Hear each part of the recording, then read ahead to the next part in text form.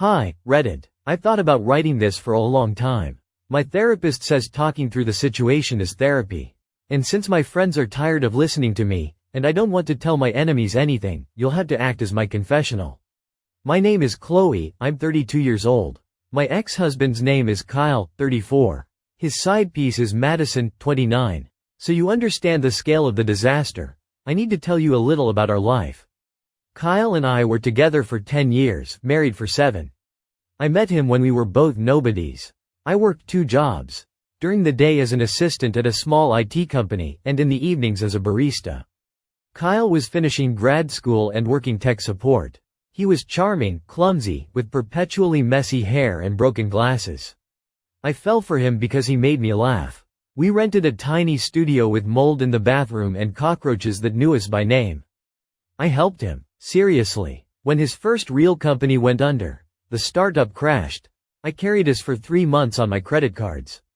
I told him, baby, you're a genius, your boss is just an asshole. And I convinced my boss, Mr. Harrison, to hire Kyle as a junior developer at the same company I worked for. That was mistake number 1. Never work in the same office as your husband. The first 2 years were great. Kyle turned out to be more talented than I thought. He grew fast, got promoted, then promoted again. I stayed as an assistant, but I was fine with that.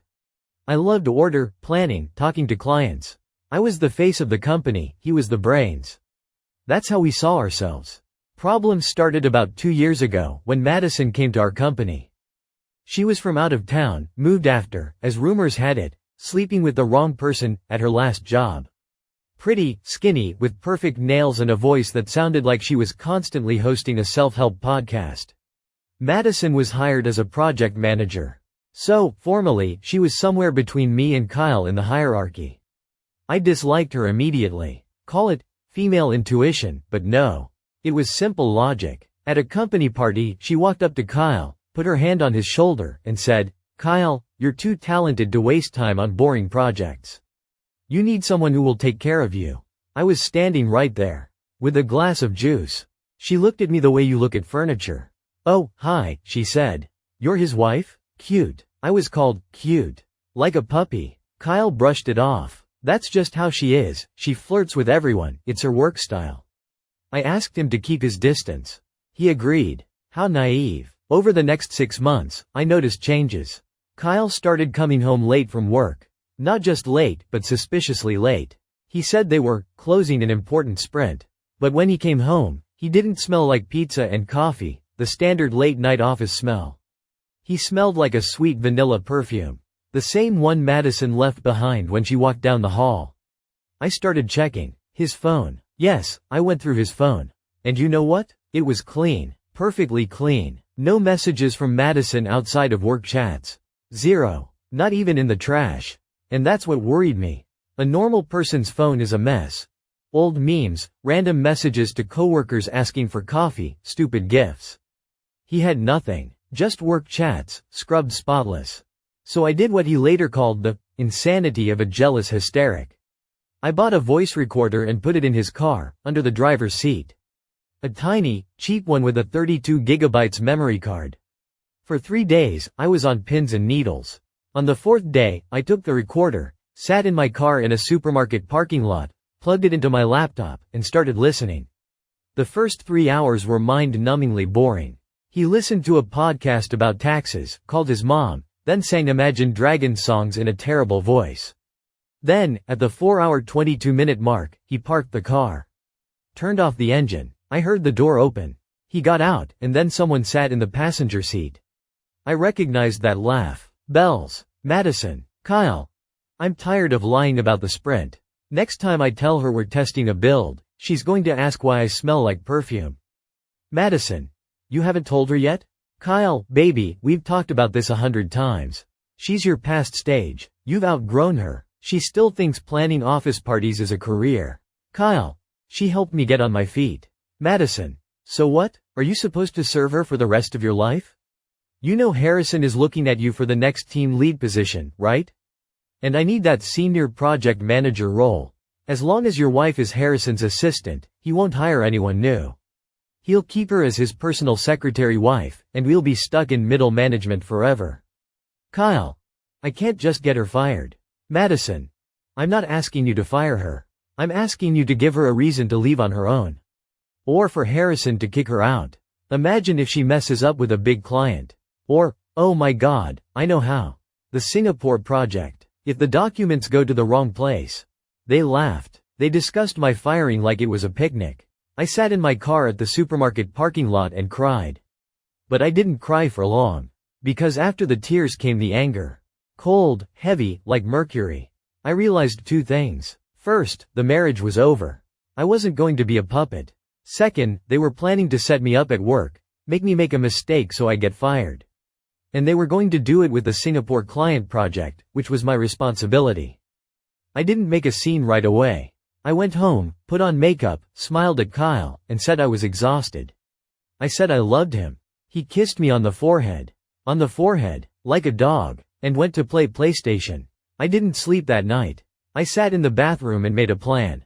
The plan was, gather evidence of the affair, not for court, in our state, adultery doesn't matter, but for myself and to hold over them. Protect myself at work, I had to beat them at their own game. Divorce. And God, I wanted him to pay. Not out of greed, out of principle, because I carried him for 10 years, and he decided I was inconvenient.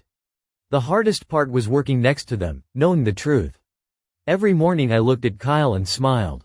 Every day I brought Madison coffee because it was my job as an assistant. Thanks, Chloe, she'd say. You're so sweet. Inside, I was boiling.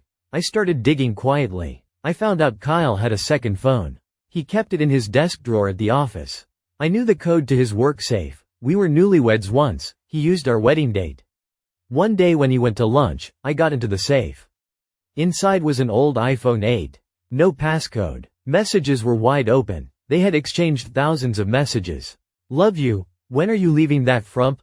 I can't wait to buy that house in the suburbs when I get the promotion. The worst part, they discussed me. My clothes, she still wears those jeans? She looks like a teenager. My cooking, her lasagna is a crime against Italian cuisine. And my family problems, my mom was sick then, and they called her a faker. I took screenshots. Lots of them. Sent them to myself. Carefully, from phone to phone, through the cloud, through a temporary email address. Now I had the affair.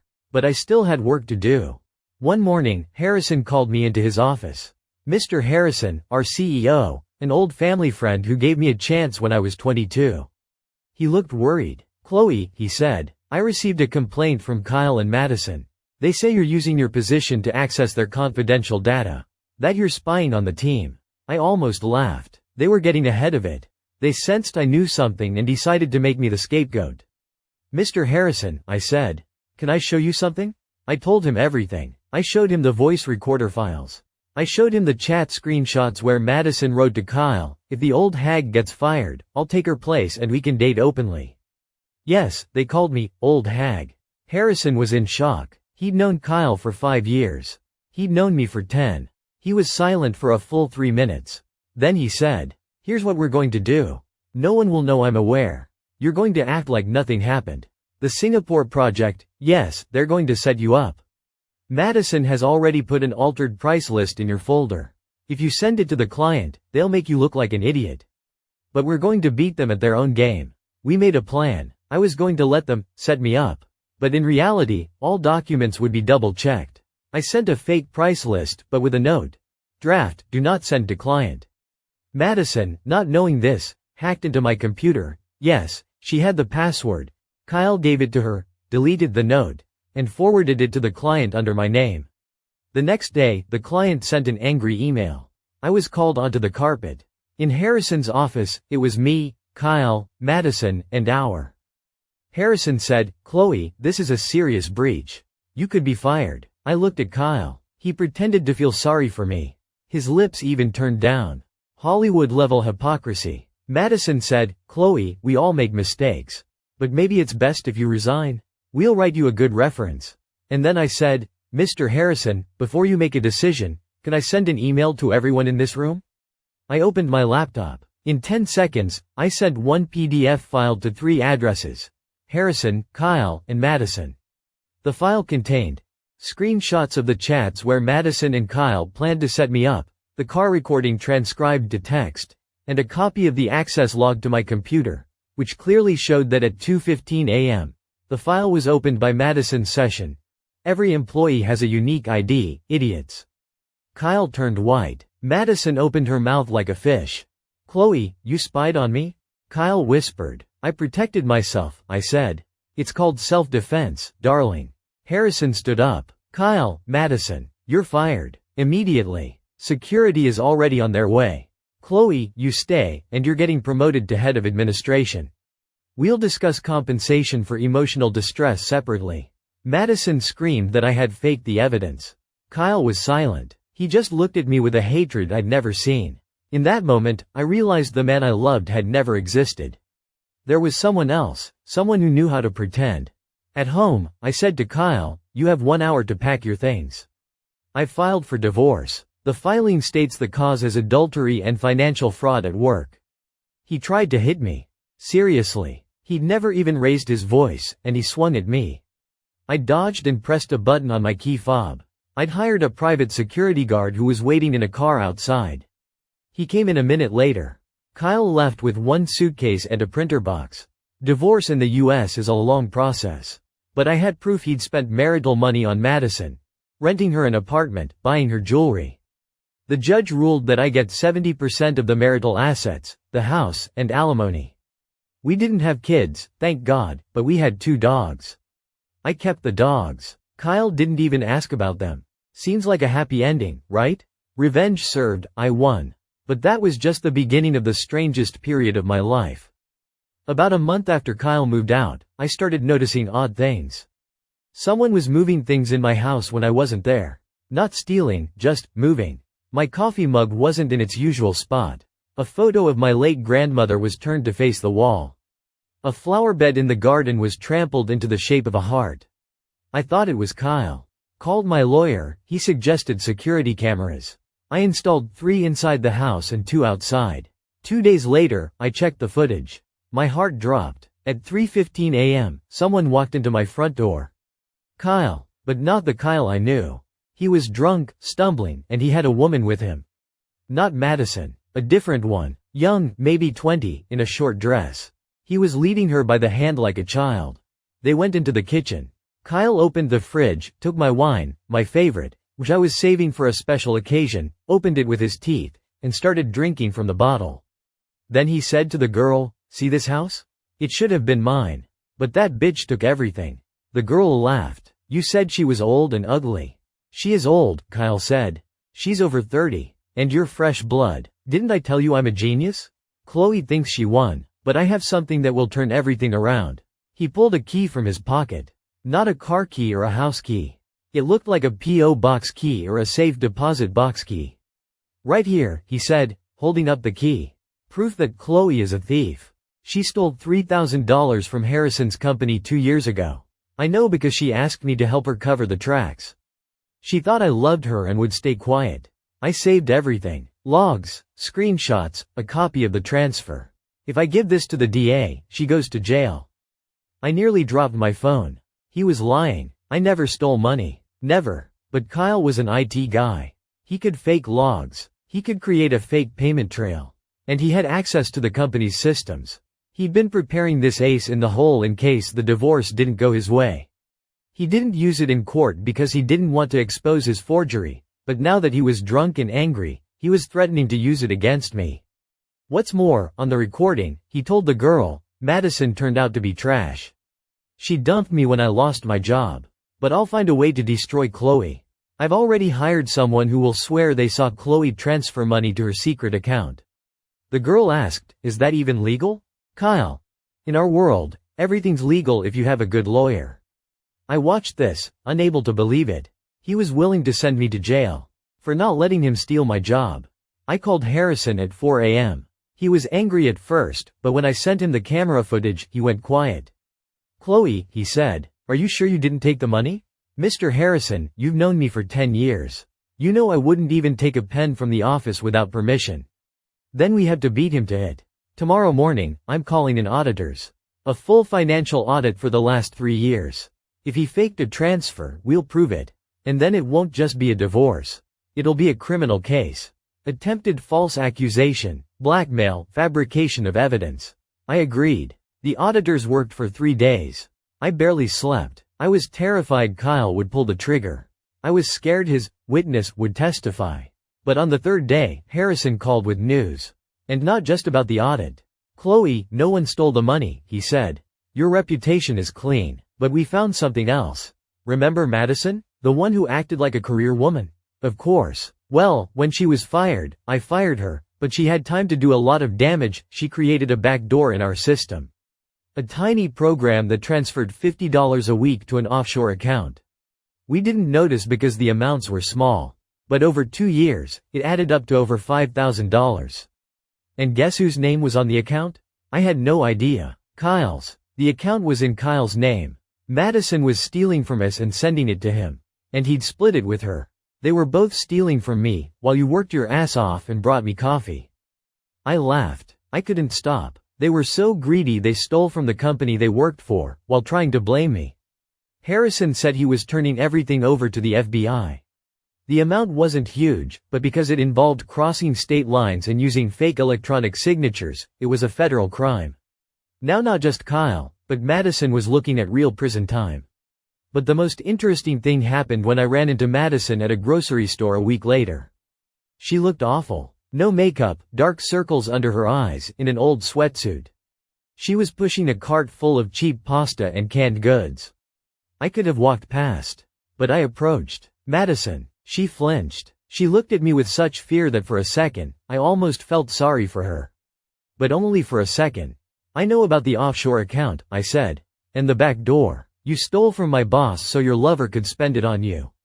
She started crying. Right there in the store, by the cereal aisle. "Chloe, I'm so sorry," she said. "He lied to me. He said you were already divorcing, that you were a tyrant, that you hit him." I believed him. And then when he got fired, he dumped me. Said I was toxic and hurting his business. What business? He lives in a trailer at his buddy's place now. "I don't feel sorry for you," I said. "You're a grown woman. You knew what you were doing. But here's some advice. When the FBI agent talks to you, don't lie. Tell them everything about Kyle. About his plan to set me up. About how he faked documents. Maybe you'll get a lighter sentence." She nodded and ran off, leaving her cart behind. I bought myself an expensive bottle of wine and a cake. The story is almost over, but there's one more twist that sent me to a therapist for a month. 2 months after everything, when the case was already in court, Kyle got 18 months probation and was ordered to pay restitution. And Madison got 6 months real jail time for hacking the system. My mom called me. "Chloe," she said, "you need to know. Kyle came to see me. He said he's dying." I thought it was another manipulation. "Mom, he's lying. He always lies." "No, honey. He has pancreatic cancer. Stage 3. The doctors say he has 6 months, maybe less. He's asking for forgiveness. He said that whole thing with Madison was madness, that he destroyed his life out of fear that you would become more successful than him." I didn't know what to feel. Hatred mixed with a strange emptiness.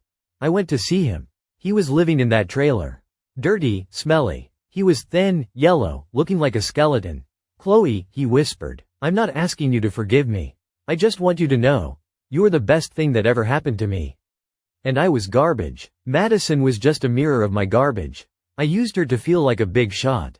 But I was always a nobody. I didn't cry. I sat next to him on the dirty couch and said, "Kyle, I don't believe in posthumous forgiveness. You tried to send me to jail. You faked evidence. You wanted me to lose everything. But I don't wish you dead. I wish you would use whatever time you have left to become a human being. At least at the end." He cried. I took his hand. For a minute. Then I stood up and left. He died 3 months later. I didn't go to the funeral. Now, a year later, I'm sitting in my house. The dogs are asleep at my feet. I got the promotion I deserved. Harrison is like a godfather to me now. I'm dating a guy named Alex. He's a veterinarian. He has no idea about the drama in my past. He knows I'm divorced, but he doesn't know about the voice recorders, the cameras, or the FBI. And he probably never will. I don't think of myself as a vengeful bitch. I think of myself as a woman who refused to be a victim. If this story taught me anything, it's that betrayal rarely comes as a loud scandal. It usually comes as someone who says, "I love you," until they find someone more convenient. And one more thing. Always check your husband's phone. Just kidding. Don't check. If you feel like you need to check, it's already over. Thanks for reading. I hope I didn't break any sub-rules with my long-ass post. Update. 6 hours later. No, I'm not going back to Kyle even after his death. Yes, the dogs are fine. And no, Alex doesn't read this subreddit, hopefully.